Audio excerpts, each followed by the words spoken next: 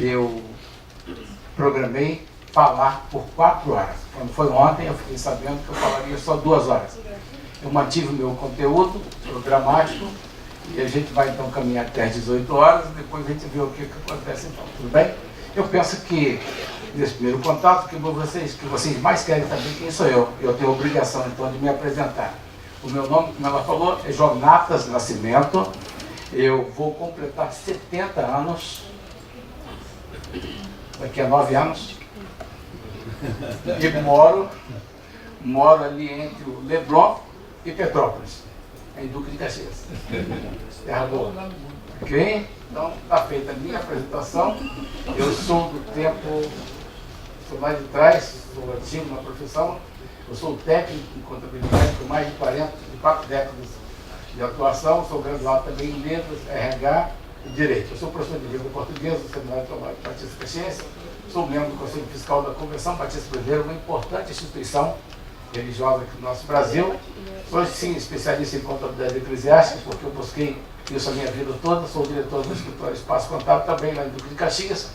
E apresento o quadro Religião e Legislação dentro do programa Reencontro, que vai ao ar aos domingos pela TV Brasil. E sou ainda colunista semanal do Pleno News, é um portal da MK. E ainda sou colunista mensal do Jornal Novo daqui do Rio de Janeiro. E sou autor do livro Cartilha da Igreja Legal.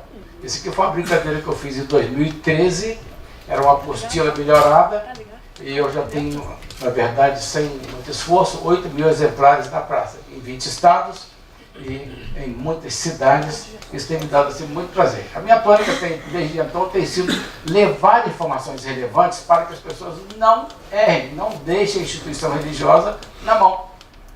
Então acho que isso sim, nesse sentido eu posso contribuir até por conta da minha vivência em ambiente eclesiástico desde sempre. Eu nasci praticamente dentro de uma igreja, e a igreja que eu milito até hoje, ela é uma igreja que prima muito por documentos. Então nós fazemos assembleia, lavramos atas, nós praticamos regras parlamentares. Então é um ambiente bem assim favorável para quem quer militar nessa área, tá bom? Eu quero fazer um registro aqui, porque talvez eu sei que ele não vai poder ficar muito tempo, mas é uma das autoridades maiores do mundo do direito eclesiástico aqui no Rio de Janeiro, não somente no Rio de Janeiro, mas eu creio que a nível de Brasil.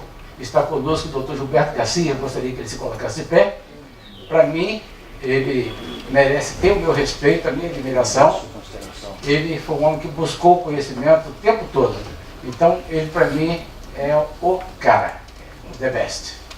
Obrigado, doutor Gilberto. Amiga, é bom por isso, né? Muito obrigado, viu? Bom, então fiz a minha apresentação. E eu, agora então, na verdade, eu inverti o Zivadei, mas não haverá o menor problema, que eu quero falar sobre o conceito de templos religiosos no Brasil. Então, historicamente, nós temos exatamente isso aqui. A igreja tem essa arquitetura herdada da Europa, não é isso? Então, esse é o tipo de templo que nós conhecemos. Aqui nós temos um templo tradicional, mas temos também ali do lado um templo mais moderno, não é isso mesmo? E não deixa de ser templo por isso. Aqui nós temos ali templo, seria um templo, um centro espírita? Ou sim ou não? Sim. Sim, seria. E esse aqui? Também. Também, é verdade? E a bola de neve? Também? Também. Olha só, olha os detalhes, né? Sem nenhum problema, é um templo religioso, não é isso?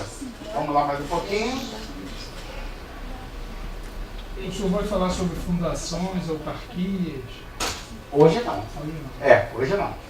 Eu estou falando ali, está numa lojinha ali, numa lojinha melhorada, no templo, e aqui a gente pode dizer também que é um templo, não pode? Sim ou não? Sim. Sim, podemos dizer que ali então nós temos também um templo religioso. Esse é o que a gente vai fazer aqui, vai conversar um pouquinho aqui hoje. Quem é esse moço aí? Por que a gente sabe? Se não tivesse nada escrito ali, seria por causa da indumentária dele, não é isso mesmo? Ok. Então, tradicionalmente, nós temos aí um sacerdote que se veste dessa forma. Esse aí sem ostentação, que abriu mão do ouro, enfim, né, da ostentação. E esse moço bonito aí, quem é? Pois é, cadê a batina? Não tem, mas ele é um sacerdote, não é? Tá? Com a mesma autoridade de um outro sacerdote? Sim, né? Ok, esse moço aí, de um modo geral, a gente vê que ele é um pastor, porque ele está de terno, gravata e uma Bíblia na mão. É um pastor, não é? Ok? E esse aqui? Não tem terno, não tem Bíblia na mão, mas é um sacerdote? Também, né? Esses moços aqui, vocês conhecem? E Moraes? Olha só. Então, eu sou vice-presidente, outros dois não. Sim, então, nós temos aqui então o senhor presidente, Ladeira, gente boa, Ladeira acima. Quando ele foi me apresentado... Não ladeira abaixo. Quando ele foi me apresentado, estava fazendo campanha, eu quero saber se você é ladeira acima ou ladeira abaixo. Ladeira acima. Aí eu votei com ele, não me arrependi, é uma pessoa fantástica. Ali está o nosso Moraes e aqui está o nosso novinho, Ademilton, lá de Cabo Frio. Tudo gente boa. Tradicionalmente, né? A indumentária perfeita e adequada. Né? Ok? Aí aqui, quem está aqui, gente? Contadores e essa mocinha aqui. Quem é essa mocinha que vocês conhecem? Não, né? Tem muita mídia, ela estava lá na Barra, naquele evento lá, não sei se vocês foram, né? Mas essa é a Bruna, uma contadora excelente, uma visão fantástica, novinha, de sapatilha, no meio dos caras de terno. Ela foi assim, fizeram essa observação, em tom de brincadeira, mas eu entendi, né? Mas é uma profissional tão competente quanto. Ok? O Ademilton estava lá, tadinho, ele fez a reclamação porque estava calor, né? E ele então estava de terno nesse dia. Ele ficou só de terno. E a doutora Diva então falou, olha, é assim mesmo, mantenha o seu terno. Indumentário, estamos falando de indumentário, de quebra de paradigmas. E aqui, olha só, vocês têm aquela menininha ali, olha, essa pequenininha, tá vendo? É uma criança, né? Do meu lado ali, fazendo essa turma vibrar ali, porque nós conquistamos nesse dia a certificação ISO 9001. O meu escritório é um dos poucos da região que tem certificação ISO 9001. Então, ela está ali, comandando a turma, porque eu botei ela na linha de frente, eu botei ela no front, e ela é uma menina.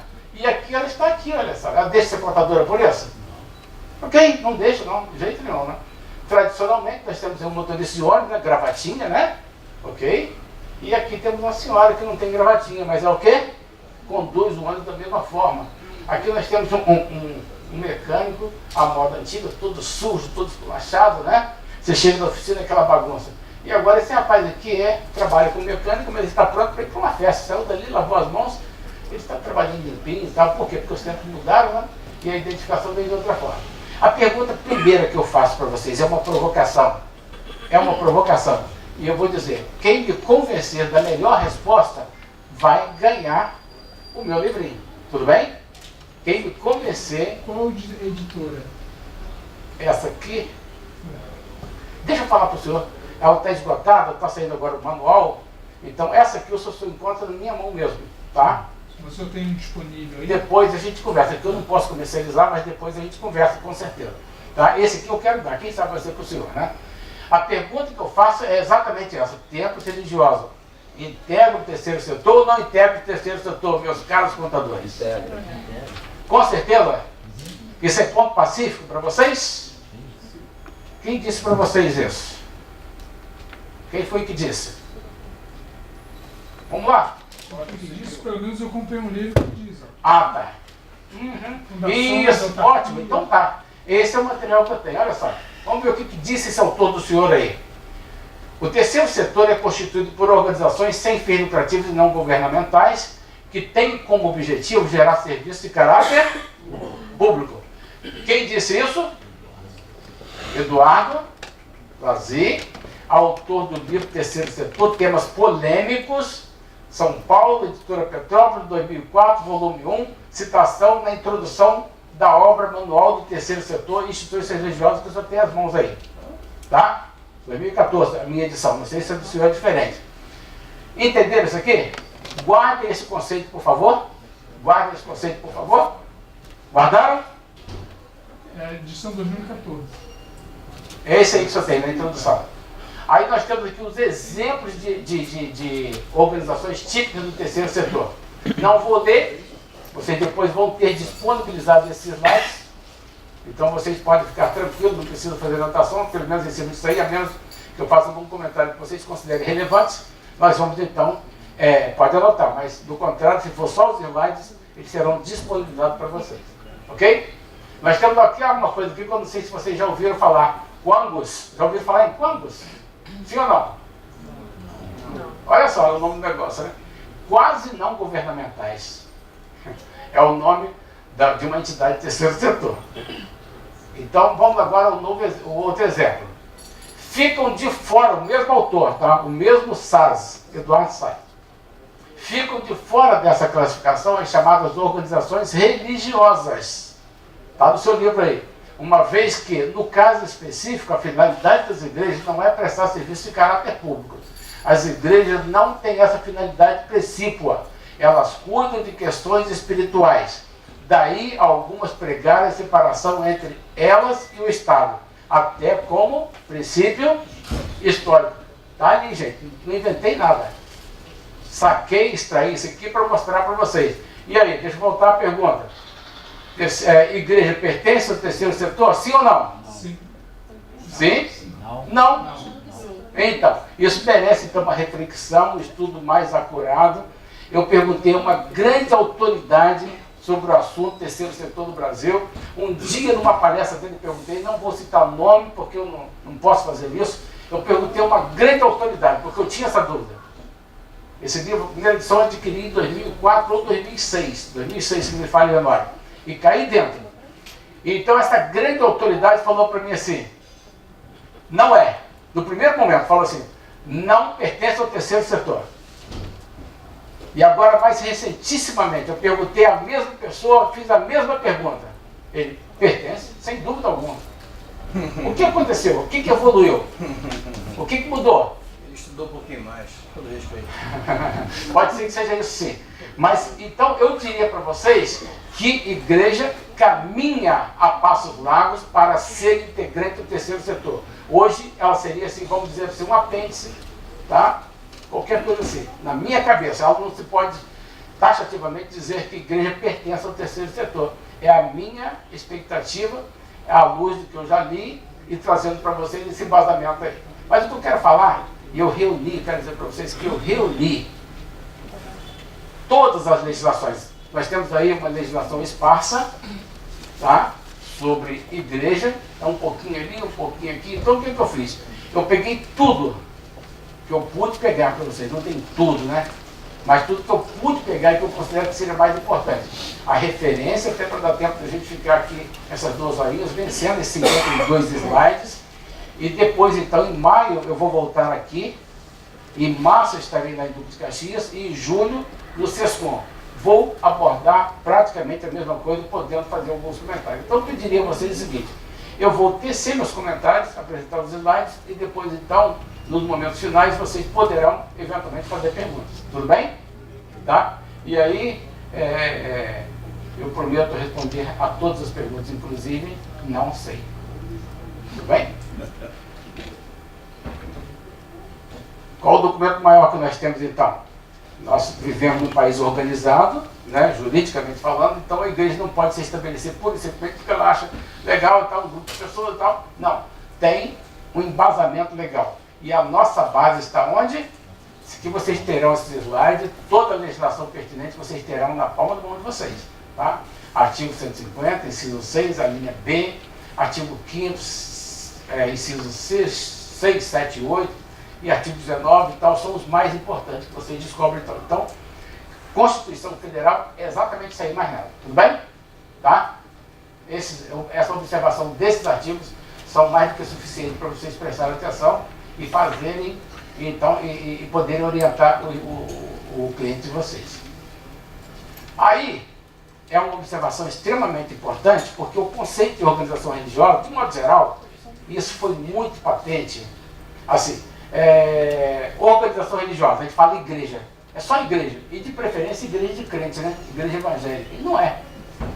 Né? Todas as denominações, todas elas, pertencem ao grupo de organizações religiosas. Então não se fala simplesmente igreja evangélica, enfim, né?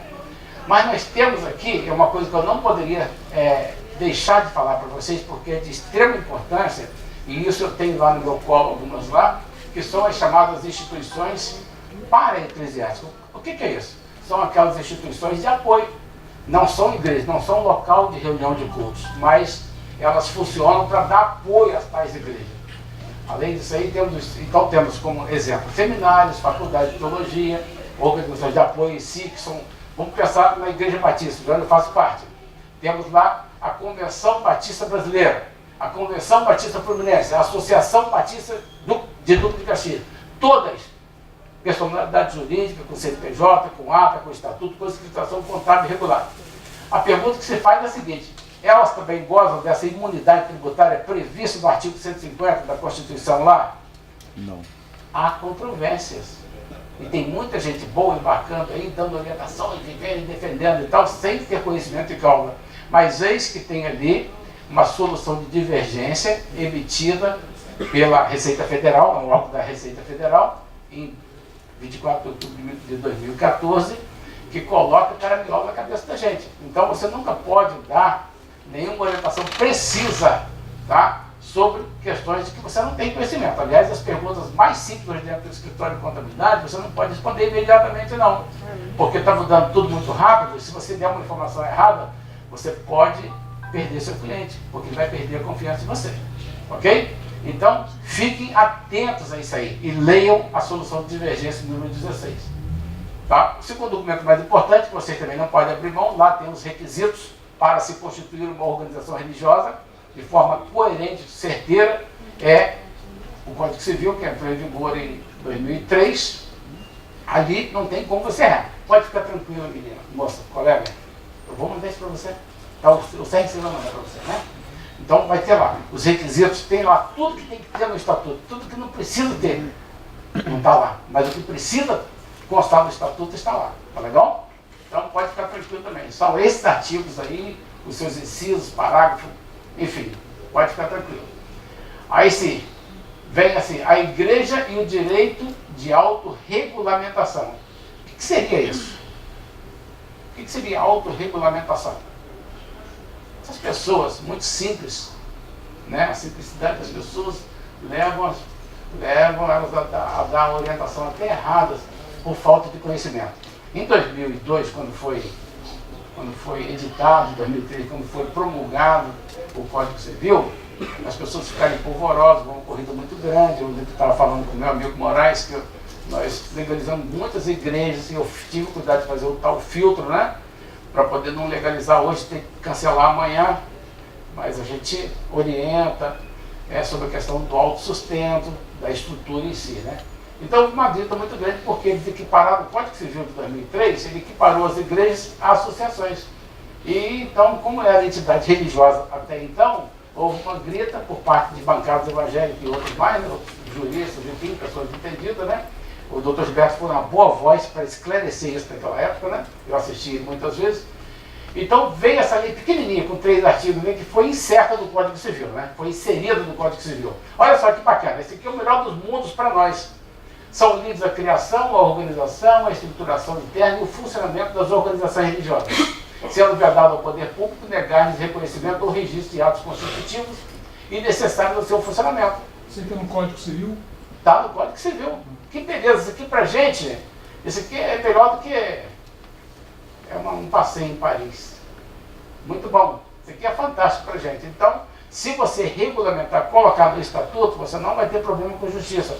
O tal sacerdote lá, ele não vai ter que fazer casamento homoafetivo, coisa nenhuma, porque você está garantido por documentos, tá? Então, é livre, como diz o doutor ali de novo, tá? O estatuto é tal qual um terno que é feito sob medida. Você vai lá no alfaiate, ele mede você lá e faz. Então o estatuto não se copia em estatuto. Você pode apresentar a estrutura do estatuto, mas o estatuto pertence a um grupo de pessoas que está ali, que quer então criar essa organização religiosa e coloca lá o que eles acham que é conveniente. Um estatuto de uma igreja aqui do Rio é diferente de uma igreja situada em São Paulo, por exemplo. Então nós tivemos sempre isso aqui, nunca percebemos, né? Aí eu fiz citação ali de propósito dessa revista Filantropia, número 79, página 94, para dizer para vocês que existe uma coisa chamada direito próprio. E que meleca é direito próprio? Direito próprio, porque a Igreja Católica sempre fez uso ao tal direito canônico da Igreja Católica Apostólica Romana, e que nós também podemos fazer. Um exemplo que eu tenho citado, que as pessoas dizem assim, poxa, por que ele não pensou nisso antes? Olha só, o ministro de música nas igrejas evangélicas. Isso é muito comum nas igrejas evangélicas. Ministro de música. E qual o vínculo dele com a igreja? Não, é o mesmo tratamento que se dá ao pastor. É? Não necessariamente, porque o ministro de música, músico é uma profissão regulamentada desde 66 do século passado. Então, se admitir um diretor de música, um especialista em música, um profissional da música, sem vínculo de emprego, é um erro crasso que se comete dentro das igrejas. Agora, se você colocar esse mesmo camarada, que tem habilitação em música, reconhecido pela igreja com lavrado em ata, que ele foi admitido para ser ministro de música, de adoração, aí muda tudo. Aí ele passa a ter um tratamento de um sacerdote, do pastor, enfim, e não tem vínculo com a igreja. Pode falar, por Mas gentileza? o pastor, ele pode se dedicar integralmente à igreja, né, recebendo um salário, né, a igreja manter ele, e ele pode ter a profissão dele e ser pastor. Não pode? Sem nenhum problema. E a propósito, só para poder falar desde agora, que eu não vou tocar nisso depois, pastor não recebe salário, tá bom? Salário recebe o trabalhador que é regido pela CLT. O militar recebe o quê? Soldo. Não é isso mesmo? Tá? Então, vê a diferença então. Nós temos então, o soldo, os honorários. Quem recebe honorários? Os profissionais liberais. O militar recebe soldo e o ministro religioso recebe o quê? Prebenda. Qual outro nome além de prebenda? Cônguras. Qual outro nome? Rendimento ministerial. Qual outro? Tem outros. Mundos eclesiásticos. E até, por herança da Igreja Católica Romana, uma coisa chamada óbulo, que nada mais é do que uma pequena oferta, que é traduzida por esmola. Por quê?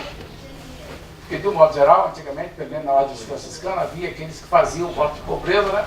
E viviam modestamente, diferentemente de hoje, de hoje que alguns aí vivem, levam uma vida bem farta, né? Então, o direito próprio diz respeito a isso aí, tá legal? Diz respeito a isso. E colaborou conosco essa lei 10.825 que eu citei no slide anterior, que fala que é livre a criação, a estrutura interna, o funcionamento das organizações religiosas. Então, somos nós que definimos. Agora temos que definir. O estatuto jamais pode ser omisso. Ok? O outro documento que tem que ser observado também é o Código Tributário Nacional, previsto na Lei 5.172 de 66, artigos 9 a 14, que fala dos pré-requisitos para que a igreja então goze dessa tal imunidade. Se não cumprir esses pré-requisitos, ela pode ter a sua imunidade suspensa ou mesmo cassada. Tudo bem? Isso é sério demais, isso é muito sério. Ok? É claro, né, que existe uma lei dos registros públicos e quando você faz o estatuto ele precisa ser registrado, né, em algum órgão. Então essa lei de registro público, no artigo 115 e seguintes, fala então da necessidade dele ser registrado, tá, no registro de pessoa jurídica. De cada município tem o cartório próprio para isso, ok? Aí nós temos aqui, tá, o nosso querido Conselho Federal de Contabilidade, diz respeito às entidades do terceiro setor, que não é só a igreja evangélica, são todas.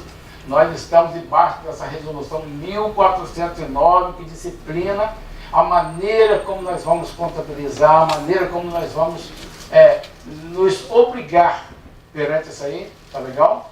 Para deixar a igreja zero bala. Não pode deixar a igreja vulnerável. E a previsão está exatamente, está até simplificada agora. O Conselho é quem edita as normas brasileiras de contabilidade, tá? E há ali uma ITG. Tempos atrás eu estava aqui e fiquei umas 2 horas ouvindo a pessoa falar ITG, ITG, ITG. Ora, o que é ITG? Eu saí sem saber, eu fiquei com vergonha de perguntar, né? Estava recente ainda, a gente não tinha muita familiaridade. Então depois eu fui procurar o que é ITG, né? Interpretação técnica geral, tá? Que é feita pelas normas brasileiras de contabilidade. A nossa ITG é exatamente isso aí. Era a ITG 2002, depois ela foi reformulada, hoje nós temos aí a ITG 2002 R1. Procura esse dispositivo e leia. isso aí. Vocês vão ficar assim, achar bem interessante, porque além de ser um princípio legal fácil de ser aplicado, tá? Ele vai te trazer umas informações que você não tem. Você sabia que os serviços tomados numa igreja tem que ter o seu valor mensurado para ser colocado na balança? Sim ou não? Quem sabia? De coração. 1 sabia, 2 sabiam, 3 sabiam, ok, tá? Os outros precisam saber.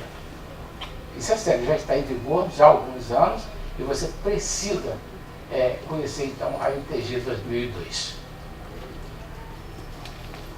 O regulamento do imposto de renda foi regido pelo decreto 3.000 até agora, até o ano passado. Então ele sofreu algumas reformulações, que vocês já devem conhecer também, não é isso? E ele entrou em vigor, então, ele reformado no dia 22 de novembro de 2018. O regulamento do imposto de renda não pode abrir mão dele também. Tem lá os seus dispositivos que fala quem é quem. Uma das grandes confusões que se faz, eu gostaria muito de frisar isso aqui, com relação ao imposto de renda retido na fonte do pastor. Falo isso mais na frente um pouquinho, mas eu gostaria de gastar alguns minutinhos com vocês aqui. Há uma confusão danada. Em 2015, através da Lei 13.137, de 22 de junho de 2015, ficou conhecido como a Lei do Jabuti, né? Porque inseriram uma alteração na medida provisória e colocaram com ela dentro da gente a ideia de que os proventos ministeriais, ou a prebenda, ou a renda eclesiástica, não seriam tributados pelo imposto de renda. Foi um grande engodo. A Receita Federal foi chamada para poder se pronunciar. E ela ficou quietinha. Por quê? Porque a gente tem 5 anos para poder correr atrás do dinheiro. Recuperar esse dinheiro. Então ficou quietinha. Eu já vi casos lá em que pastores foram agora acionados, foram convidados a pagar por glosa, porque não quiseram, se recusaram eu perdi clientes por não atender a expectativa do determinada igreja que queria que eu caminhasse por essa lei da tal vantagem, coisa que eu não consegui vislumbrar de forma alguma. Então, eu me recusei, porque eu entendo assim, proventos e benefícios devem ser tributados. É claro que temos algumas situações diferentes. Por exemplo, só para clarear para vocês, vamos pensar no aluguel da casa pastoral, da casa que reside o ministro religioso. Se a casa, o contrato daquela casa estiver em nome da instituição, da pessoa jurídica, não há nenhum problema. Mas se estiver em nome do pastor, pessoa física, do ministro religioso, esse valor sai do caixa da igreja como um benefício para ele. E nesse sentido deve ser tributado. Outra coisa, o plano de saúde, que é muito comum também as igrejas hoje fornecerem, né? Plano de saúde para os seus ministros religiosos. O que acontece? Pega o contrato em nome da pessoa física, em nome do pastor, da esposa, enfim, tá? E aí, como é que fica? Tributa-se. Tributa-se. Mas se for contratado em nome da instituição, da pessoa jurídica, não se fala em tributação. Simples assim. Imposto de renda o pastor recebeu, o ministro religioso recebeu, vai para a continha dele, entrou na conta bancária dele, tem que ser tributado. Tem que ser tributado. Se não entrar, não se fala em tributação, mas entrou, tá? Foi para o bolso dele, deve ser tributado de acordo com a tabela defasada do imposto de renda. Tudo bem? Entendido? Outra coisa que eu falo, repito, mas aqui é um grupo seleto, mais inteligente, mais plugado, eu sei que vai entender de primeira. O tratamento do INSS. Eu vou passar um pouquinho aqui, porque eu acho que eu estou de bobeira aqui, né? Retenção do imposto de renda na fonte. Foi isso que eu acabei de falar agora. E existe, a propósito, uma súmula, número 254, relativamente recente. Esse negócio aconteceu em 2015. Em 2017, a Receita, através de um órgão próprio, teve o cuidado de emitir uma solução de consulta que tem muito peso, que fala sobre isso. Então, nós não podemos pensar, tá, que podemos abrir mão da tributação, que não vai custar nada. Afinal de contas, esses valores são contabilizados formalmente nos livros revestidos das formalidades lá do Conselho. E então, um dia, numa eventual fiscalização, eles vão descobrir que o determinado ministro recebeu e não ofereceu à tributação aqueles valores. E quem é responsável por recolher? É o próprio ministro? Eu recebi 10 mil, vou lá pagar. Não, não é assim. cabe à pessoa jurídica fazer os cálculos, efetuar o desconto dele, dos proventos dele, e fazer o recolhimento bancário. Isso está previsto no regulamento do imposto de renda. Se não fizer, quem vai ser responsabilizado? Vocês acham que é só o ministro religioso? Não, ela é co-obrigada, ela é responsável solidária. A instituição que deixou de fazer o recolhimento também vai sofrer as sanções. Tá, esse aqui eu estava falando de vocês, que eu canso de falar, mas as pessoas não conseguem entender esse jeito nenhum. Vamos pensar que o determinado ministro religioso não receba R$998 da igreja. Ele recebe 998. Quanto é que ele tem que pagar de INSS por mês? 20%. 20%, muito bem. Por quê? Porque ele é contribuinte obrigatório. Ele é equiparado ao autônomo, não é isso mesmo? E ele é contribuinte obrigatório enquanto estiver exercendo as suas funções. Qual é a base de cálculo? Se ele ganhasse, por exemplo, R$5.000, quanto é que ele teria que recolher? R$5.000. Esse seria o princípio, 20% em cima do que ele ganha, não é isso? Esse é o princípio. Mas acontece que um dia a Receita Federal olhou para os ministros e falou, pô, são todos pobres mesmo, vamos fazer o seguinte, vamos dar um tratamento diferenciado para eles. Pegou e fez o seguinte, os ministros religiosos, quando houver contraprestação, quando for empregado da igreja, eles poderão efetuar o recolhimento, não pode deixar de recolher, tá? Mas eles poderão recolher pelo valor por eles declarado. Deu para entender ou não? Tem que repetir? Tem que desenhar? Não. Não, não tem. Então é exatamente isso aí. Independe do valor que ele recebe. O valor da contribuição oscila ali entre 20% de um salário mínimo e o teto que está lá hoje seria o quê? 1.100 alguma coisa, né? Eu não consigo lembrar. E ele não pode contribuir mais do que com 1.100 e poucos reais. Senão ele vai jogar dinheiro fora. Não é isso mesmo? Então, se ele receber R$1.000 e quiser contribuir com 1.126 para a Previdência, que é o máximo, o teto, tudo bem, ele pode fazer isso. Mas se ele ganha da igreja ou da instituição dele lá R$20.000 e ele não quer pagar sobre o teto, ele quer pagar sobre um salário, 20% de R$998, que dá R$199,60, ele pode? Pode, exatamente isso, ele pode pagar. Independe, tá, do valor recebido por ele. Isso da condição de ministro, fora daquele critério da CLT que fala em pessoalidade, subordinação, aqueles requisitos previstos lá no artigo 2º ou 3º da CLT, que eu não consigo me lembrar agora. Está claro isso aí? Ele não é empregado da igreja, o pastor não se assina carteira de ministro religioso. Enquanto ministro, não. Se ele for um professor, por exemplo, se ele tiver outra atividade laborativa, aí sim. Esse mesmo ministro, ele sofreu um acidente e tal, está afastado por invalidez, ele está em benefício. Ele pode continuar recebendo, ele pode continuar pastoreando? Sim ou não? Sim ou não? Não pode. Pode. Só não pode receber. Porque ele está incapacitado para o trabalho. E a Previdência Social, ela não estabelece diferenciação entre um trabalhador seletista, por exemplo, de um autônomo. Então, perante a Previdência Social, o ministro religioso, ele é contribuinte obrigatório e o tratamento dele é igual a um trabalhador seletista. Tudo bem? Ficou dúvida não? Não ficou não? Então tá ótimo. Então vamos caminhar um pouquinho aqui. Essa previsão está no normativo da Receita Federal do Brasil, número 971, de 17 de 11 de 2009. Tudo bem? Então tá, concentrei mais uma coisa para vocês verem lá depois. Não é isso? Vamos lá. A lei do voluntariado. Eu sei que tem gente aqui que vai discordar de mim. Mas eu sou fundamentalista, sou conservador ao extremo. Então, eu, Jonatas, entendo que essa lei 9.608, de 98, não se aplica a ambiente eclesiástico. Porque a lei é muito específica, ela fala lá. Quem estaria enquadrado na lei do voluntariado? As entidades que têm objetivos cívicos, culturais, educacionais, científicos, recreativos ou de assistência à pessoa. Não está escrito ali, né, religião, né? Não está, não. Não está. Ambientes religiosos, não está. Então, eu entendo que não cabe. Mas aí você vai dizer, poxa, mas ninguém, então, e os voluntários que tem da igreja? Temos muito, a maior concentração de voluntários é em ambiente eclesiástico. O pessoal trabalha para burro. Você pode tratá-lo como voluntário? Claro, porque ele é voluntário, mas você pode invocar a lei? Na minha cabecinha aqui, não. Na minha cabeça não pode falar assim, aqueles termos de trabalho voluntário que você estabelece dentro da igreja, professor da escola bíblica, olha, assina um termo aqui que você é voluntário de acordo com a lei 9.608. Não, não precisa invocar a lei. Ele é voluntário, mas não precisa invocar a lei. Você vai se proteger através daquele documento, né?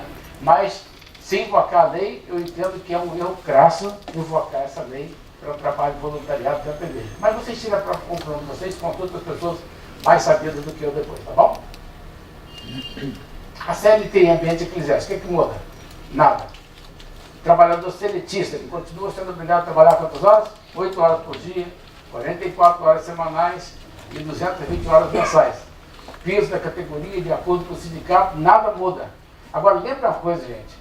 Piso é piso, tá? É o mínimo que você pode pagar. Às vezes eu fico vendo assim, né? Ah, quanto é o piso? 1.193,92. Aí o cara vai lá e registra com 1.192,92. Por que não 1.200, cara? Sabe, eu acho isso é pobreza, né? É pobreza, né? Mas é desse jeito. Então, os trabalhadores, deixa eu falar do meu exemplo lá, né? Me permitam? Eu faço parte de uma igreja, como vocês sabem, ela tem desenvolve uma atividade social até muito bonita, tem acolhia lá 100 pessoas, aí ficou ruim, aí passou a assistir só 50 pessoas, aí ficou pior um pouquinho, tivemos que descontinuar as atividades do nosso centro social, lamentavelmente. E tivemos então que indenizar as pessoas lá, uma tinha 10 anos, outra tinha 12, outra tinha 5, 6 e tal, uma paulada. Mas nós tivemos que fazer, foi a minha palavra na reunião lá. Gente, nós temos um compromisso com esse pessoal, um compromisso trabalhista com eles. Temos um compromisso, não podemos dele fugir. De forma alguma, não podemos. Então, a gente vai ter que se virar.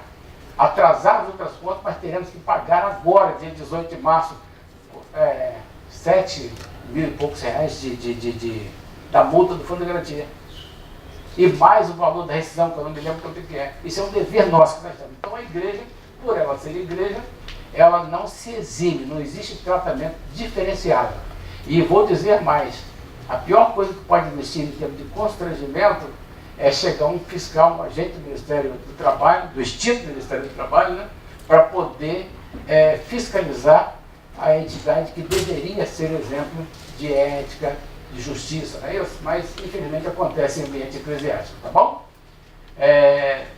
Depois vem a legislação previdenciária também, que não muda muita coisa. Nós estamos lá, quando você vai preencher a GPS, tem lá os encargos previdenciários para o custeio da Previdência, tem lá o sistema S, estamos debaixo dele, grau de risco 1, não tem jeito. E daqui a pouco, escrevam isso, daqui a pouco vai haver também a questão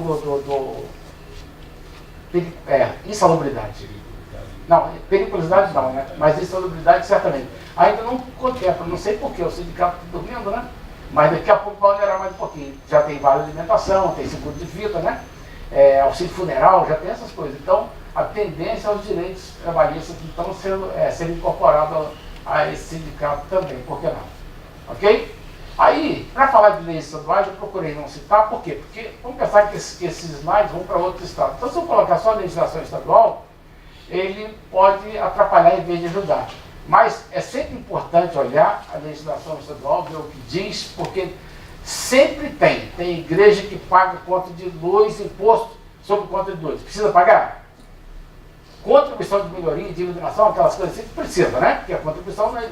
Mas o ICM que se recolhe sobre a conta de consumo de luz, por exemplo, tá?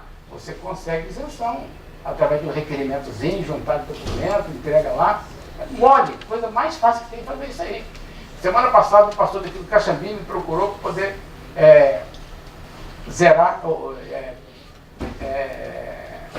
conseguir isenção da taxa de incêndio. Ele estava atrasado há quase 5 anos. Semana passada, tem 2 semanas, aliás, 2 semanas. A resposta saiu ontem, favorável. Até retroativo você consegue. IPTU é a mesma coisa. Só paga IPTU quem quer. E mais, sobre o IPTU, o que eu tenho a dizer para vocês é o seguinte: o IPTU, Mais na frente eu vou falar sobre as controvérsias acerca dele. Então deixa que eu vou falar agora, porque eu falo lá na frente. Tá? Então procurem as legislações estaduais que vocês vão ficar surpresos lá. Tá legal? Pode retroagir 5 anos? Né? Sim, retroage sim, com certeza. Tá? As leis municipais também, não vale a pena citá-las aqui pormenorizadamente, porque cada município tem o seu código tributário municipal, tem a lei de posturas, tem muita gente que pensa assim, a igreja não precisa de alvará. Precisa? É bom que tenha, né? Sabe por quê? Porque o centro de treinamento do Flamengo não tinha, né? Aquela boate 15 lá também em Santa Catarina também não tinha, Rio Grande do Sul também não tinha, né? E veja o rodo que deu, né? O prejuízo que causou lá, né? Então, procurem as legislações municipais também, tá legal? Aí, vamos falar um pouquinho sobre leis municipais, a gente pode falar sobre o imóvel saído do tempo, o alvará de localização, IPTU, o código propriamente dito e lei de postura. O que acontece? Vamos falar então do imóvel. De um modo geral, antigamente você pegava um edifício que foi levantado para poder receber os fiéis, que era a típica igreja, né? Hoje as pessoas pegam um puxadinho, né? Entra ali, daqui a pouco o negócio desaba, o que acontece? Morrem pessoas, traz prejuízos, né? Escândalos, né? Prejuízos enormes, né? O alvará de localização, embora não seja exigido por lei, tá? É bom que se tenha. Agora, antes do alvará, é bom que tenha o certificado de aprovação do Corpo de Bombeiros, isso sim. Já o IPTU, toda igreja que vai se legalizar, o primeiro documento que você vai pedir vai ser o IPTU. O IPTU, para o imóvel existe, que existe regularmente perante a prefeitura local. Tá? Com relação à isenção, vou falar mais na frente, mas deixa eu adiantar aqui, que de repente ele evita falar lá na frente.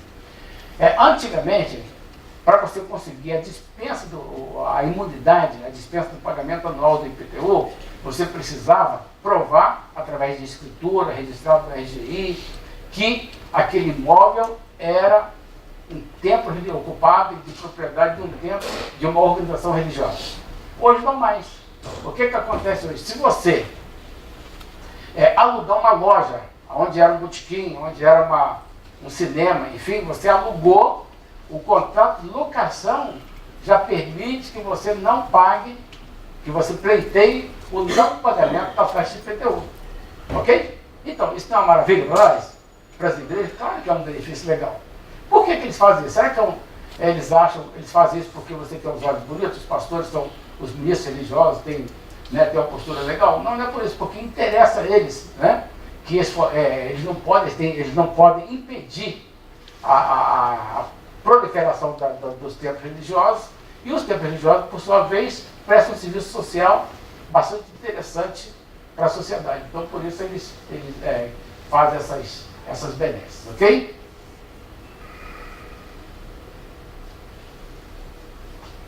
Eu falei para vocês agora há pouco do centro de treinamento lá do Flamengo, né, que aconteceu aquela tragédia horrorosa, né?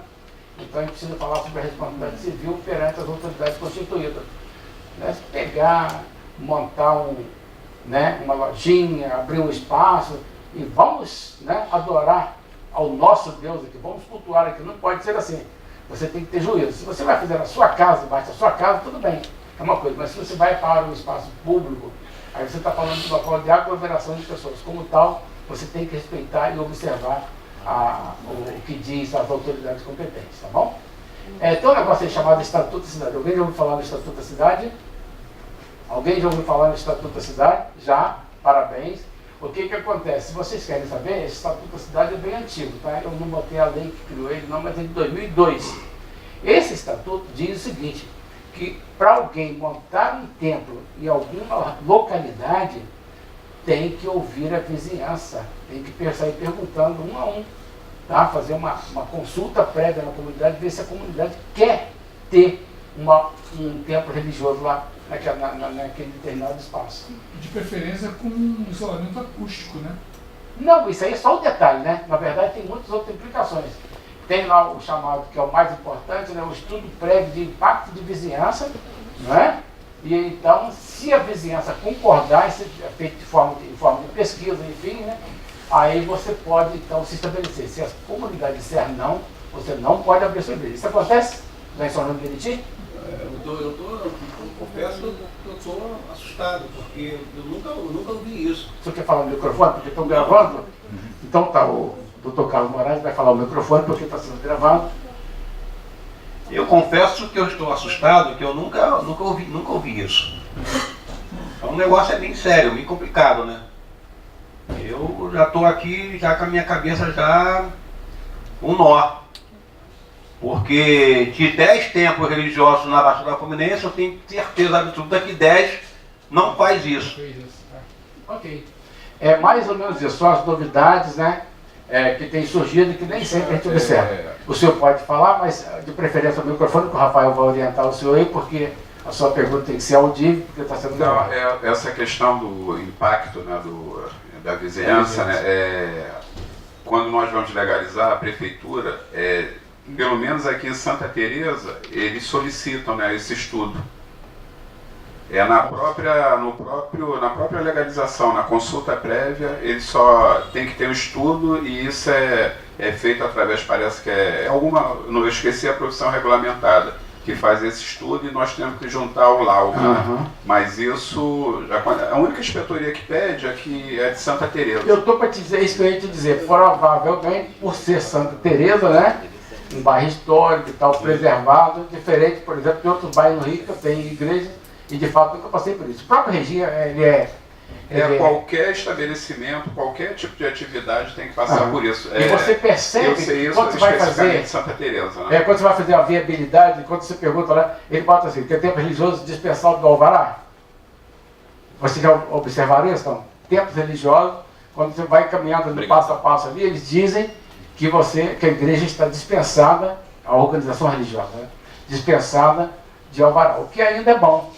O que não exime a organização religiosa das suas responsabilidades civis, ok? Eu preciso que vocês falem no microfone. Por favor, o Rafael vai ajudar. Fala seu nome, de preferência, e se pode se pronunciar, por favor. Meu nome é Reinaldo Mendonça. O senhor falou isso sobre as igrejas de São João de Meriti. Eu moro lá. E eu já vi muita gente reclamando lá de algumas igrejas que faz muito barulho e incomoda as pessoas. As pessoas não têm nem condições de ligar um rádio, uma televisão, conversar. Não tem. Ok. Eu vi muita gente reclamando. Aí foi quando eu falei do revestimento acústico. Ok, perfeito. São os cuidados que são necessários. Eu só citei São João do Meriti, por causa do meu amigo que é de lá, mas é claro que isso aí seria uma coisa comum a todos os municípios, todos os lugares, né? Agora a moça lá atrás, por gentileza, fala o microfone, sua pergunta, por favor. Boa tarde, meu nome é Roselane. Roselane. A minha dúvida é a igreja que já está no local há alguns anos, se para iniciar a legalização, ela vai precisar desse impacto, desse estudo. Se ela não for organizada juridicamente ainda, tá, ela precisará passar por esse crivo, sim. Se ela já fosse legalizada, está lá já há 30 anos, então não teria problema, ela chegou antes da lei. Mas, e mesmo assim, chegando antes da lei, não significa dizer que ela pode abusar do som, né? Ela teria que, no caso, respeitar através de um sistema acústico funcional para poder não perturbar a vizinhança. Ok? Muito bem. Então, isso aí é uma informação relativamente nova, pelo menos para a maioria, foi o que eu entendi aqui. Controvérsia acerca do IPTU, antigamente, aquilo que eu falei para vocês, o IPTU, ele é isento, a igreja está imune ao IPTU, só do templo, das salas dependentes, das outras propriedades, como é que é? Durante muito tempo eu estudei isso vorazmente, houve essa discussão travada. E depois de muito entendimento, agora há uma pacificação nesse sentido, de que o IPTU, em nome da instituição religiosa, ele é abrangente. É legal? Se você não é só mais a cada paroquial, inclusive, ela goza da tal imunidade. Tudo bem? Então acabou o nosso problema, nós estamos em céu de brigadeiro novamente. Está tudo tranquilo, nós não temos dificuldade nenhuma para poder chegar lá e requerer a dispensa do pagamento do IPTU, tanto da sede da organização religiosa, como das outras propriedades, ok? O senhor, por gentileza, vai falar, o Rafael vai trazer o microfone aqui. O senhor levantou a mão, não foi? Então, tá, o Rafael vai trazer o microfone.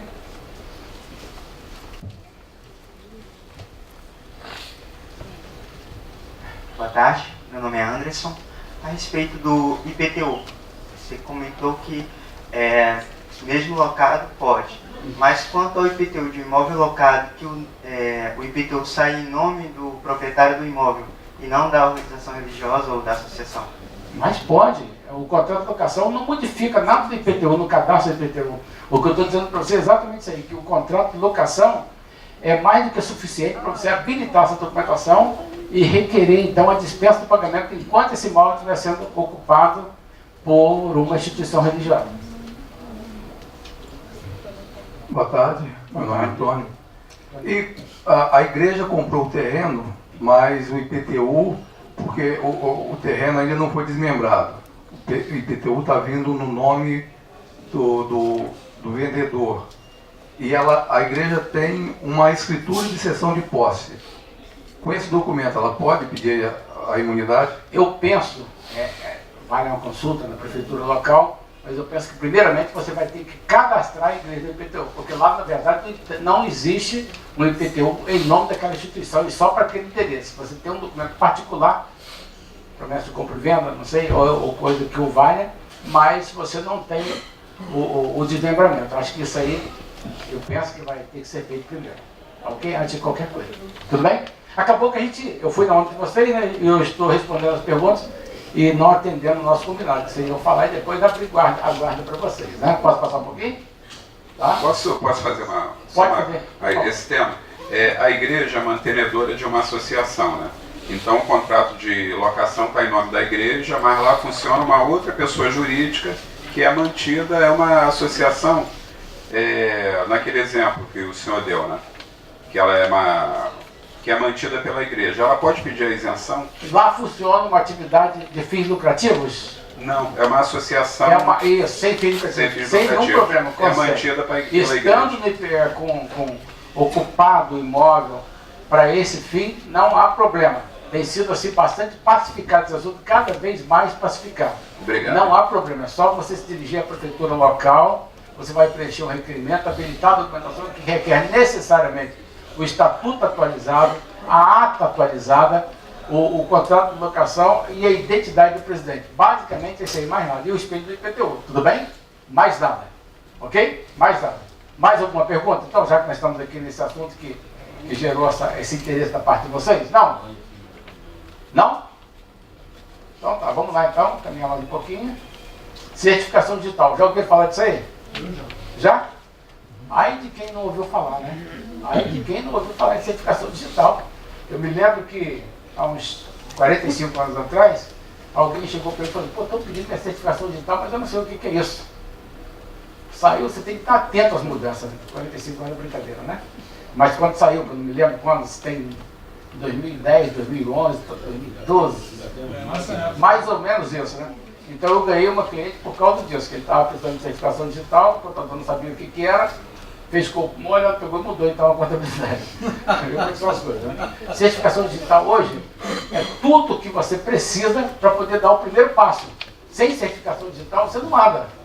E não sei se vocês sabem, agora, de setembro para cá, até maio do ano que vem, a Receita Federal vai inapitar 3 milhões e 400 mil CNPJs. Já tiveram alguma experiência nesse sentido? Às vezes tem gente que liga para mim, eu já sei qual é o problema. Aí chegou minha tia lá. Oi, meu sobrinho, eu tenho um salão de beleza, né? Tem contador? Não, não tem. Então já sei qual é o seu problema. Aí eu fui, vou emitir o seu CNPJ aqui. Não, já tem aqui. Aí estava lá, inapto. Inapto. Beleza? Ótimo pra gente. Ótimo pra gente. Ótimo para nós. Tá? Então, ninguém caminha sem isso aqui. Não deixa vencer o prazo. Não deixa o estatuto desatualizado, não deixe a ata desatualizada, devidamente registrada, atualizadíssima, porque na hora que você menos esperar o certificado digital vai estar vencendo, expirando o prazo e você não vai poder fazer nada. E aquela velha e boa DCTF lá que você tem que apresentar todo mês, você não vai poder apresentar. A ECD, a ECF, você não vai poder apresentar. Aquela GFIP negativa, você não vai poder apresentar. E aí você então vai ter que arcar com o prejuízo, porque você é um bom profissional, você é ético, e você então vai ter que pagar o prejuízo do cliente, tudo bem? Eu queria indicar para vocês esse aqui, vocês já ouviram falar disso aí? Instituto Brasileiro de quê? Isso, você trabalha só para a igreja, não? Não, né? Então, isso aqui é uma base de uma ferramenta, tá? Aqui, essa ferramenta, ela traz o código das melhores práticas de governança corporativa e também, tá? Governança eclesiástica, tá? Então, você tem um tesouro à sua mão, porque além de você aprender, você pode ajudar o seu cliente a manter a pipa dele no ar, tá bom? Se você digitar IBGC no Google da vida, você vai então ter acesso a esse documento que você vai poder imprimir sem medo de ser feliz, tá legal? O meu tem impresso 108 ou 109 páginas, não sei, tá legal? E agora, então, vamos falar sobre a documentação, a qualidade da documentação em ambiente eclesiástico, que eu acho um horror. Quem gosta desses documentos aí, tudo certinho? Quem não gosta? Todo mundo gosta, mas isso é fácil em ambiente eclesiástico? Não. Por quê? Porque as pessoas gostam muito daquele negócio. Antigamente havia uma propaganda chamada Denorex. Parece, mas não é. E às vezes você pega um determinado recibo, muito parecido com nota fiscal, um documento chamado idôneo, que é indispensável para a nossa contabilidade. E o que acontece? Você não tendo esse documento, você pode contabilizar? Não. E aí criaram um negócio macabro aí, que não é de Deus mesmo, né? Um negócio chamado Caixa 2. Não é, né? Caixa 2. Por quê? Para dar o tal jeitinho brasileiro. Gente, eu diria para vocês o seguinte, isso é pecado. Tá? Caixa 2, tá? É um negócio esquisito. Você tem que usar outros mecanismos, mas nunca lançar mão desse artifício, porque nós não temos necessidade, tá, de fazer o que faz o homem mau, aquelas pessoas que gostam de fazer as coisas erradas. Então, eu preciso falar com vocês disso aqui. Eu estava atendendo uma reunião e falaram comigo, e aí eu estava... Deixa eu só adiantar um pouquinho, só para dizer que não é. Só um pouquinho, não é isso não. Estou aqui ainda. Sobre a inauguração de uma escrituração. Quando é uma empresa, você tem que pegar qual documento primeiro para você inaugurar um balanço? Que é o contrato social, não é isso? E se for uma entidade de terceiro setor? Não precisa, não precisa? Tem certeza que precisa? Eu tenho certeza que precisa. Porque o estatuto é o quê? Grupo, ato de fundação é a certidão de nascimento da entidade. Então, como é que você vai inaugurar uma contabilidade, uma escrituração contábil, sem o estatuto? Então, você tem que ter o quê? O estatuto. O estatuto é como, né? Você faz o estatuto, né? Bota embaixo do braço, bota na gaveta e está tudo certo. Não é isso mesmo ou não? Não, né? Tem que trabalhar registro, eu falei, ele tem que ser visado por um advogado, ok? Tem que ser bem feito. E então, o ponto de partida é um documento, são os documentos bem feitos. Aí eu vou falar então da qualidade desse documento. Tá? A ata de fundação. Eu fico nervoso, muito nervoso. Por quê? Vocês viram na minha apresentação lá no começo, eu nunca digo que eu sou professor de português. Eu sou aprendiz de professor de português. Então, graças a Deus, eu aprendi a escrever razoavelmente, né? E quando eu vejo ata fora dos padrões da norma culta, de acordo com a nossa redação oficial, eu fico muito nervoso. Erros de ortografia, aqueles espaços enormes que se coloca em ata que não pode colocar. Você sabe que ata não tem parágrafo, não é isso? A ata serve para quê? Você registra o acontecimento de forma resumida, tá? Uma boa redação, as ideias bem organizadas, o essencial. Então então a gente pega aqui, vamos pensar nessa ata de fundação, vamos pensar que esse grupo aqui, nós somos amigos, viramos amigos, estamos nos reunindo amistosamente, e a gente sente então necessidade de se organizar juridicamente. Vai aqui mesmo, tá? Então nós estamos aqui, vamos marcar então uma reunião para transformar o nosso grupo numa organização religiosa e tal, vamos. Qual o escopo dela? Qual o carisma, né? Qual vai ser o nosso objetivo? O que a gente vai fazer diferente, então, para poder chamar a atenção das pessoas, poder atrair um público melhor, para poder abocanhar mais fiéis? Nós vamos discutir isso aí, né? E vamos, então, promover, tá? Uma reunião, e nessa reunião, no calor dessas discussões, haverá que ter alguém fazendo as anotações, alguém moderando, né?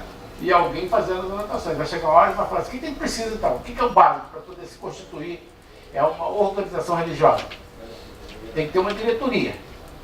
Diretoria de modo geral composta por quem? Um presidente, um vice-presidente.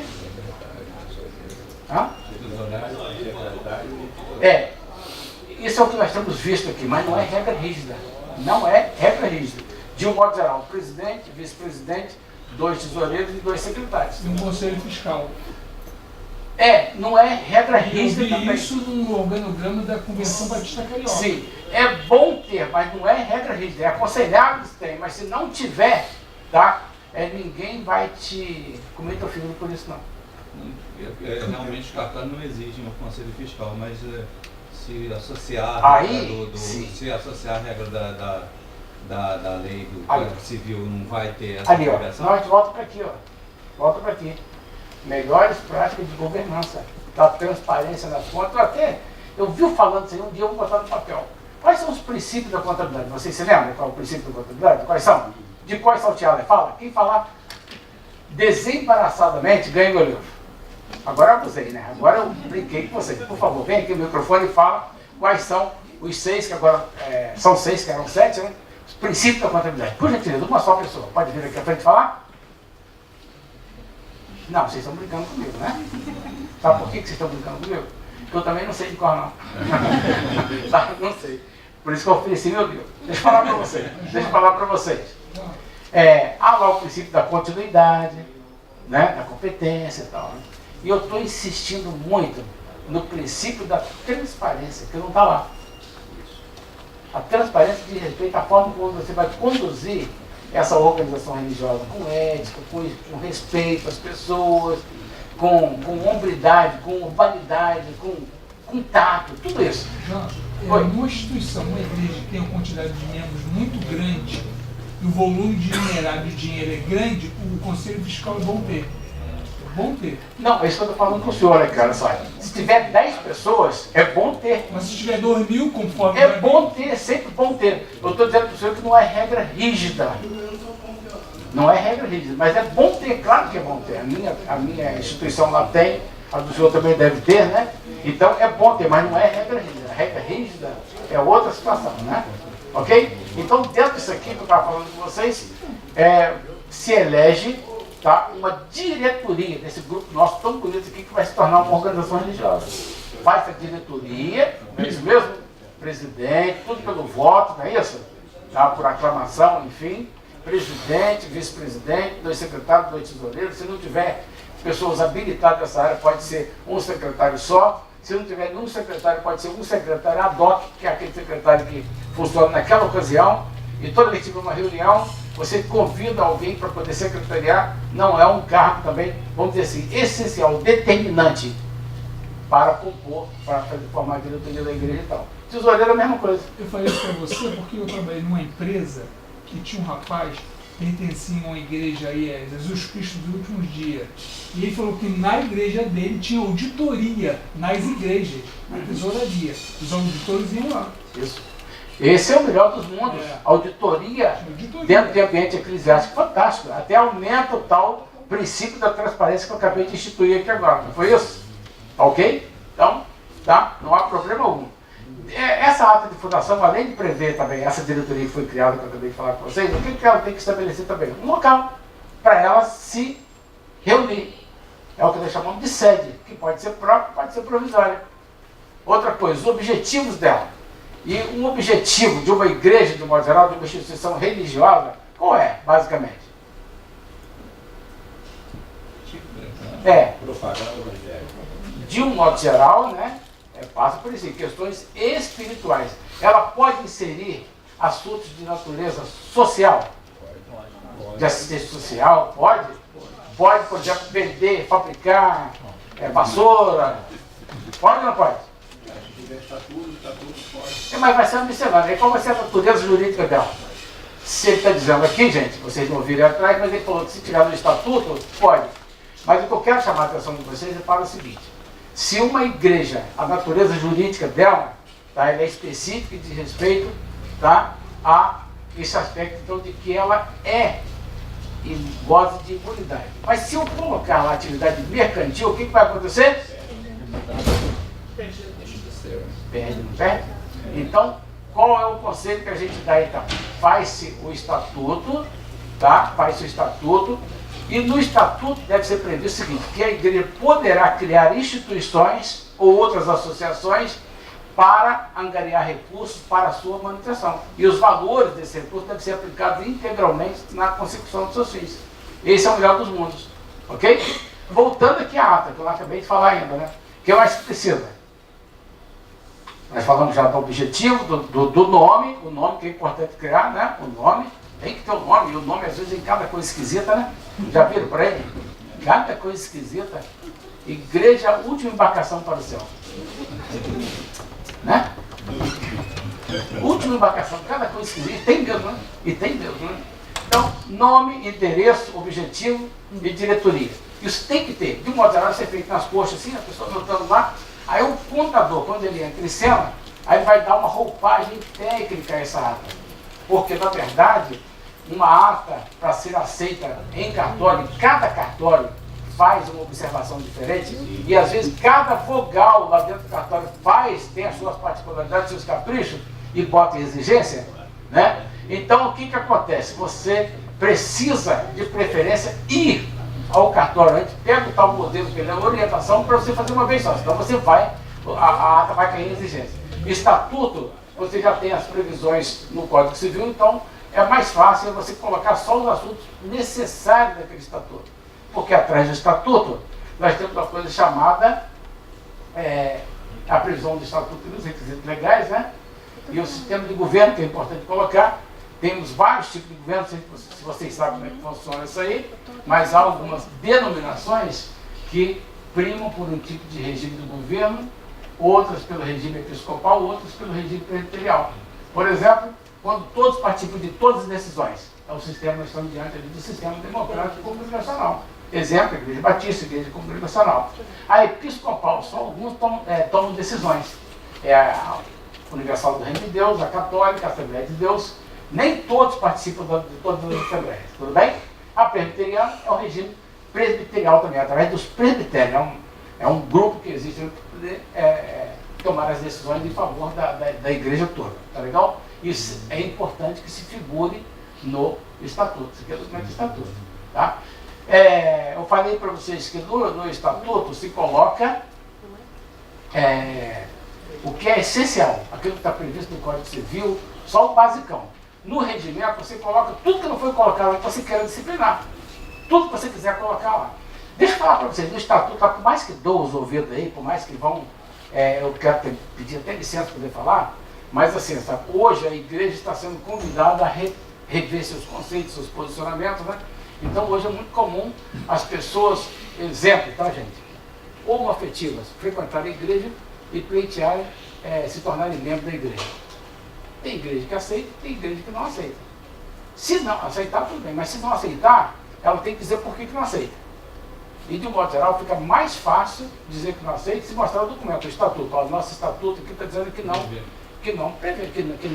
aceitamos. Então não tem esse excelentíssimo senhor doutor juiz que vai obrigar a igreja a fazer casamento homoafetivo, que é o que mais assusta as pessoas, que vai obrigar a igreja a reintegrar uma pessoa que é indesejável dentro dos seus quadros. Então tem que estar no estatuto, tudo bem? O regimento interno vai colocar tudo que você quiser. Nós queremos comprar uma bancada nova para a nossa igreja. Qual a cor? Aí bota em votação, então define-se isso está em regimento interno. Para comprar a bancada, todos serão ouvidos para ver a cor. Aí vai ficar tudo colorido, cada um vai criar uma cor diferente, tal. A cor da parede, luminária. Então isso é um detalhe do regimento. Estou exagerando, mas aqueles pormenores devem ser tratados de fato no regimento interno. Mas tá? vai fazer uma assembleia, né? Da igreja. Sempre assembleia. E isso aí às vezes desgasta, tá? Aí deixa eu falar sobre isso aqui então um pouquinho, que esse aqui é o penúltimo slide, tá gente? Peças contábeis e contabilização de acordo com as normas vigentes. Eu falei para vocês que uma das coisas difíceis dentro da igreja é conseguir documento idôneo. Mas nem tudo é nota fiscal. Eu agora, integrando a comissão do terceiro setor do CRC, eu vou atuar fortemente nesse sentido. Porque, olha só, vamos pensar num exemplo bem enfático aqui. Numa determinada igreja, tá? Aí ela recebe lá um visitante. Um missionário, talvez. Ele vai lá, vem de longe, então a igreja se propõe a dar uma oferta de amor para ele. Deu uma oferta de amor. De quanto? R$100? R$100 é R$100, né? Mas tem gente que dá 10 mil reais. 10 mil reais. Como é que você vai lançar esse negócio lá na sua contabilidade? Fala para mim, a senhora que está olhando para mim, eu tenho certeza que você tem resposta. Fala para mim, fala. Você tem, quem tem resposta para mim? Como é que você lança esse negócio lá? Ah, fala, pode falar. Tem que sair. É o mais fácil das saídas. Oferta, né? Através da assinatura de um recibo para elaboração. Infelizmente, você vai ter que chegar para o sujeito e falar, olha só, nós queremos te dar uma oferta, mas a legislação manda, a administração da igreja pede que eu identifique você. Você pode botar o seu nomezinho aqui? Você pode me prestar o seu CPF? Aí você dá o dinheiro, deu uma doação para ele. Aí você tem um cuidado no dia seguinte, se for domingo, né? Domingo à noite, para segunda-feira, você vai lá na Secretaria de Fazenda com o nomezinho dele, CPF, endereço, e fala assim, olha, foi feita doação aqui, nós queremos pagar os 4% de imposto. É exatamente assim. Exatamente assim. Valores até 2 mil reais, vamos pensar até 2 mil reais, porque acima de 2, né? 2.100 parece, né? É outro tratamento, mas do contrário, é exatamente assim. Você tem esse caso, que ele é bem presente na vida das organizações religiosas, mas é exatamente assim que acontece. Então, você tem que produzir documentos legais. Por exemplo, você tem uma faxineira da sua igreja, que porque ela é boazinha, então você não assinou a carteira dela, mas todo mês você paga ela. R$ 1.500, todo mês. Como é que você efetua o pagamento? Como é que você faz o pagamento? Como é que você lança esse pagamento?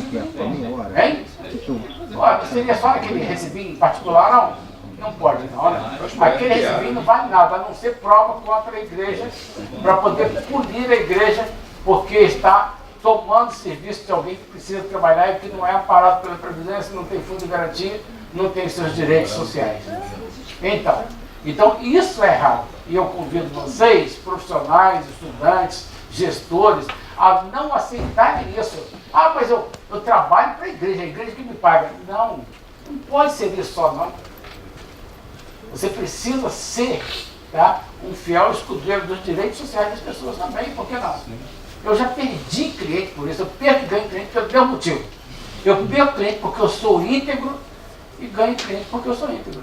Quando um determinado comerciante vai falar assim para mim, olha, eu estou saindo de você porque você é muito honesto com o meu gosto. Amém. É muito honesto com o meu gosto, olha só.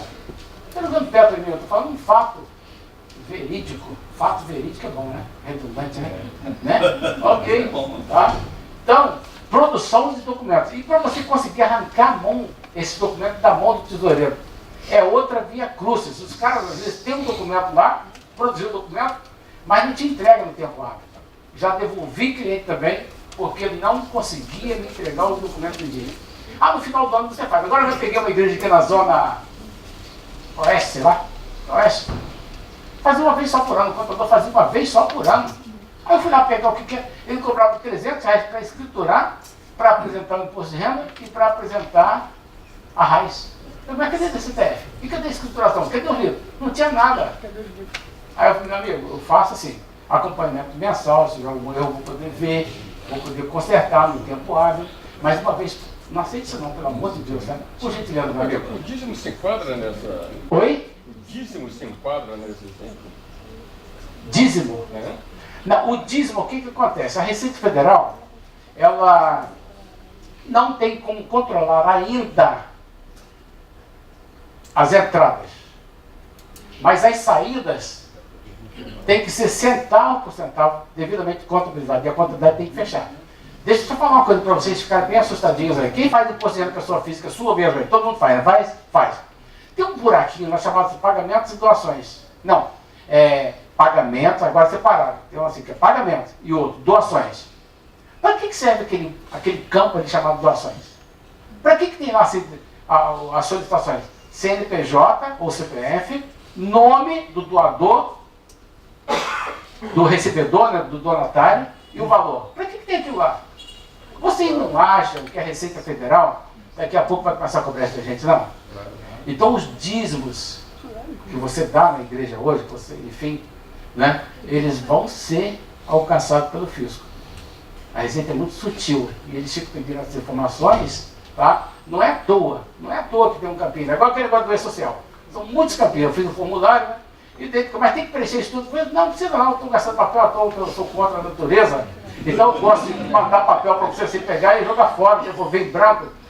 Cada buraquinho daquele, cada campinho daquele, cada quadrinho daquele, é para poder você prestar uma informação, porque o E-Social agora, até quando você muda de endereço, tem que informar. Até quando você muda de grau de escolaridade, você tem que mudar, tem que informar lá, não tem?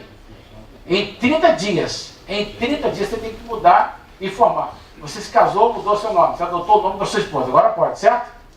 Adotou o nome da sua Nubete. Tirou seu nome, então você tem 30 dias para poder levar interromper sua lua de mel, levar no RH e dizer que você adotou o nome da menina agora. Não é assim que funciona? Então nós estamos vivendo um outro mundo e a gente precisa prestar atenção.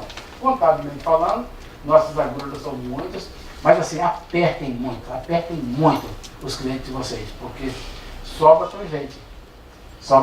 Senão retrabalho e penalizações, tá? Então, prime pela documentação contábil idônea, que é muito difícil.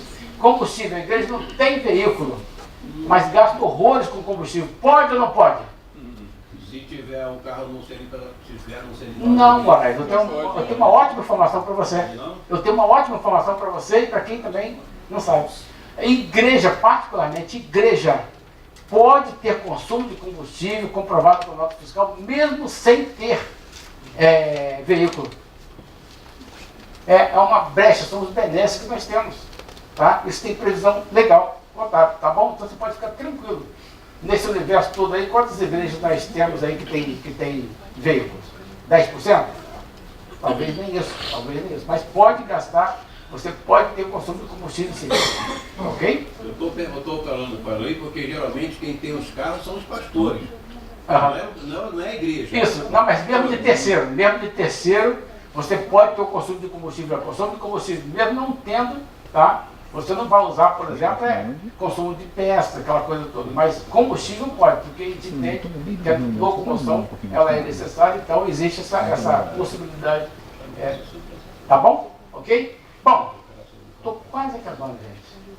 Mas isso já foi, então acho que eu acabei mesmo. Quem pode dar isso aí para mim, por favor? Mesmo que depois a gente vai ter um bate-bola aqui, temos meia hora ainda, vocês vão perguntar, acredito que vocês perguntam, mas quem pode dar esse aqui para mim, por favor? Ninguém consegue ler, não? Eu termino com esta palavra, isso, pequenininho. Se você gostou, dá um joinha. Se não gostou? Meu Deus. Vocês gostaram? Então tá bom. Esse é meu prêmio. Muito obrigado. Mas agora nós vamos continuar, porque eu quero agora tirar as dúvidas de vocês. Por gentileza. Tá? Em relação ao imposto sobre doação, as igrejas como a igreja presbiteriana ou então a Assembleia de Deus, ela ganha o recurso através das doações de dízimos e envia para a sede. E ela não recolhe esse imposto de doação, ou o que incidiria em relação a tributos do recurso de uma igreja encaminhada a uma sede que não é matriz. Tem tributação, por isso que eu falo para vocês, não se fala em tributação de dízimos e ofertas, de transferências, não se fala nisso aí. O importante é você focar o seguinte: qual é o objetivo dessa arrecadação? Essa não é a melhor expressão, mas qual seria o objetivo de você angariar esse recurso? É para quê?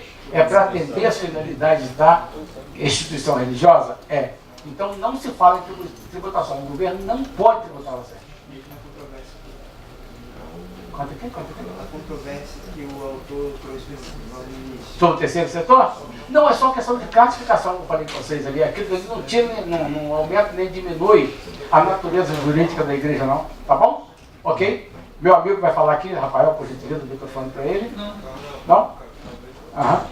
Não, só dizer que essa questão fundamental, o estatuto está bem elaborado para dizer lá quais são as fontes de recursos que são previstas na instituição. Então vai estar caracterizado o recurso e a contabilização dela através do próprio estatuto. Exatamente isso. Eu tive uma situação muito inusitada, porque a expectativa é a seguinte: olha só, gente. Para ser instituição religiosa, tem um preceito legal previsto no Código Tributário Nacional, do 9º ao 14. E diz assim: para gozo da imunidade tributária, deverão ser observados os seguintes requisito. Não remunerar dirigente, aplicar integralmente os seus recursos na obtenção dos seus fins. Está lá. E aí alguém me falou, assim, numa palestra como essa aqui, a pessoa me perguntou assim, vem cá, e se está sobrando dinheiro esse mês, o que eu faço? Não gastou tudo integralmente, ele está me entendendo o seguinte, tinha que ser gasto imediatamente. A lei não diz isso, você pode fazer um fundo de reserva, você pode criar um fundo de reserva, tem igreja que tem valores assim, bastante ser avantajado, por quê? Porque tem um projeto. Então está fazendo um fundo de reserva para poder comprar um outro imóvel, para poder levantar um novo edifício, para poder uma ação social. Então, de modo geral, elas fazem reserva. O importante é que esses valores serão guardados lá, mas que na oportunidade correta, na data certa, eles serão aplicados integralmente na consecução dos seus fins. Tudo bem? Mais alguma pergunta? Só exemplificando esse caso também, tive um caso de uma instituição, não é nem uma igreja, uma escola, com instituição com fins sem fim lucrativo, com todas as capacidades para ter imunidade. E aí lá, ela pedia o reconhecimento da imunidade na prefeitura do seu... Não vai ganhar. Não, ganhou. Ganhou e vai ganhar, porque ela não tem finalidade lucrativa e ela é custeada pela igreja. Mas pela natureza dela... Instituição assistencial de fins educacionais, está previsto também no artigo 150. Como imune ou como isenta? Como imunidade. Não cobra mensalidade? Não cobra mensalidade, não? No tem, na letra C. Tem custeio. Então. Porque a tem custeio. É o seguinte, a informação é a seguinte, se ela cobra, né, se ela impõe aquela taxa, aquele valor necessário para o seu custeio, aí ela começa a perder. Mas... Sim, mas aí ela foi reconhecida. E a dúvida que houve foi porque ela tinha um resultado positivo. E eles confundiram o resultado positivo com lucro. Entendi. Não, ela tem resultado positivo e até uma dúvida que muitas pessoas têm. A instituição, igreja e tal, não pode ter lucro. Não pode ter resultado positivo. Superávit ela pode ter. Esse superávit tem que ser reinvestido no patrimônio da instituição. Exatamente. Mas muita gente diz que não pode ter. Pois é. E aí foi esse o ponto exatamente que queriam descaracterizar ela, dizendo que ela não podia ter, porque ela teve lucro, resultado positivo, por isso ela não podia ter. De um exercício para o outro, de fato não. É questão de interpretação mesmo, foi questão de interpretação. Eu pensei que fosse essa escola assim que Denorex, né, que parece que é, mas não é, né? Na verdade tem muitas aí, né? Eu pensei que fosse, mas essa é legítima. Então tá, ok. Perfeito. Mais alguma pergunta? Se quer dar o salto mortal, como é que é o negócio? Quero fazer uma pergunta, aqui é uma dúvida. Então vamos lá ouvir o senhor aqui, Rafael. Tem um moço querendo falar ali. Então ele está vendo ele falar. Tá. Eu gostaria que vocês não levassem dúvida, né? Eu tenho essa informação para vocês aqui, meu telefone está aqui, está aberto mesmo, meu e-mail também. Tá? Não precisa ligar para mim, tá? Passa o zap que ligar. Você só tem um aí? Oi? Vai me vender o livro? Eu não posso vender livro aqui nesse ambiente. Não? Tá? Mas se me dá seu endereço, que eu mando para o seu endereço de correio. Então, tá. E, pelo correio você só vai me pagar quando esse livro chegar na sua casa, tá bom? Pode ficar tranquilo. Tá? Ok? Mais alguma pergunta? Sim ou não? Hein? Vamos lá. Por favor, pode falar? Pode? Na verdade, são duas perguntas. Eu observei que alguns são enquadrados como organização religiosa e outros como uma associação privada, mesmo sendo uma organização eclesiástica. E a outra pergunta é com relação às obrigações acessórias. CD, CF, CTF. Isso. Eu não falaria disso aí, até pela proposta nossa. Hoje eu falaria sobre só a questão da legislação pertinente, né? E eu achava até que não fosse dar tempo, e graças a Deus eu fui sucinto e eu acabei percorrendo pelo menos os 50 slides. Mas o que eu tenho para dizer é o seguinte, a igreja, a instituição religiosa está obrigada a apresentar a DCTF mesmo negativa, a GFIP negativa de janeiro e a do 13º, 1 e 13, né? Tem que apresentar, a RAIS negativa tem que apresentar, a razão pela qual muitos CNPJs estão sendo aí suspensos, inaptos, se tornando inaptos, exatamente por falta de cumprimento dessas obrigações acessórias. E essas obrigações acessórias só se conseguem quem tem o chamado certificado digital. E para ter o certificado digital, necessariamente tem um contador. E você é contador, parabéns para você, que você vai guardar a sua conta bancária. Ok? Foi? A questão que ele colocou sobre essa diferença de associação privada e entidade religiosa quando saem do centro? Por que... Então essa é a sua classificação mesmo, pela natureza, pelo caráter dela, entendeu? Isso também não aumenta nem diminui nenhuma circunstância, aí não faz diferença não. Pelo caráter dela, tá? Fazer uma pergunta em cima desse tema, porque eu fui fazer um registro, uma alteração de uma ata de presidência, aí o RCPJ me pediu para eu alterar a natureza jurídica, porque estava com uma associação, né, 3999, e eles já pediram que fosse com uma associação... Ok, o colega está falando de um caso que foi muito recorrente. Foi agora. Porque na mudança, exatamente, então, algumas igrejas ainda estão, alguma organização jurídica ainda estão classificadas como associação, como lá atrás, tá? Então, agora como estão uniformizando e dinamizando mais, tá? As classificações lá na base do CNPJ, né, que é o KNAI, o CONCLA, na verdade, né? Então, eles estão convidando, tá? Entendendo que isso é um erro de cadastro, estão pedindo para consertar sim, tá bom? E não precisa nem fazer ata, né? É só mesmo fazer o DBE e corrigir. Não, que na ata eles pediram, caiu a exigência isso, eles pediram para eu fazer a viabilidade, né? E já fazer esse acerto. Ah, então tá, perfeito, é fácil, ficou fácil, né? Ok? Quanto à prebenda, existe uma previsão estatutária e já regulamentado pela Assembleia, porém o pastor não faz a retirada regularmente. A organização está em débito, passa a ter um débito com o pastor? Veja bem, o ministro religioso ele não tem vínculo trabalhista. Ponto.